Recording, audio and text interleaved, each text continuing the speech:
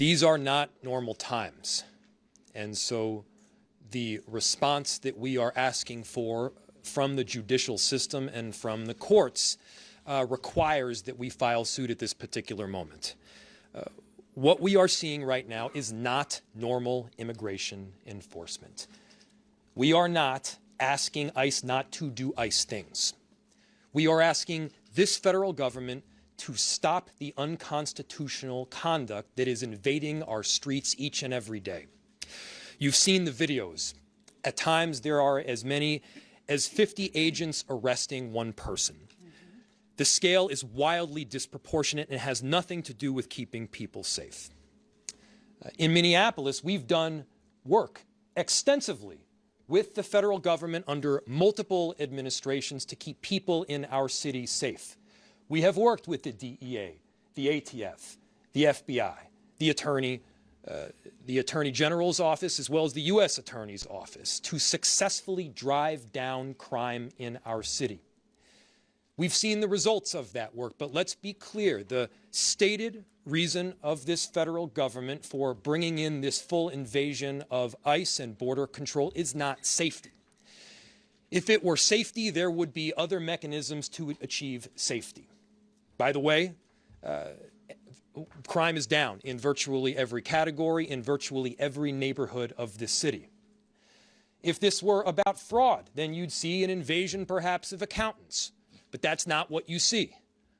What you see is people being indiscriminately taken off our streets. Discrimination only takes place to the extent that a determination has made that somebody is Somali or is Latino, or at least they look that way, and then there is virtually no discrimination thereafter. Here's the thing. You can't indiscriminately take people off our streets, American citizens off our streets. You cannot drag pregnant women through the snow. You're not allowed to take teenagers out of their car and detain them when they are in fact American citizens. That is against the law in every state. That is against our United States Constitution. And we're feeling the impact here in Minneapolis. Schools have closed. People are afraid to go to work, shop, or seek medical care. 911 calls are up. Police resources are indeed stretched thin. We have approximately 600 officers in the city of Minneapolis. Mayor Herr has approximately 600 officers in the city of St. Paul. The number of ICE agents and border control are now in the thousands. They are in the thousands. If the goal was immigration enforcement, if the goal were simply to look for people that are undocumented, Minneapolis and St. Paul would not be the place where you would go. There are countless more people that are undocumented in Florida and Texas and Utah. Why are they in these much smaller cities in the middle of the Midwest?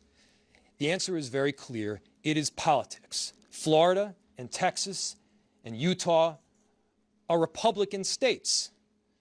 The reason that Minnesota and Minneapolis are being targeted is because you've got a Democratic governor, a Democratic attorney general, and you got Democratic mayors. We are doing everything possible to keep our cities safe through this unprecedented time, and at the same time, we have police officers that are tired. We've seen damage substantially because we're now having to pay a ton of overtime. Millions of dollars of emergency overtime for law enforcement. Emergency operations have been activated across our city and state agencies, pulling focus on daily core services that we, by the way, are tasked with providing. Local police officers are being diverted from the very work that we need to be doing, and small businesses are losing significant revenue, with some worried that they may not survive this at all. People are scared to take their kids into school or daycare, to go into work. They're going to have difficulty paying rent. There is no doubt in my mind the kind of action that the federal government is taking is not just mean-spirited. It's unconstitutional, and every one of us need to be standing up.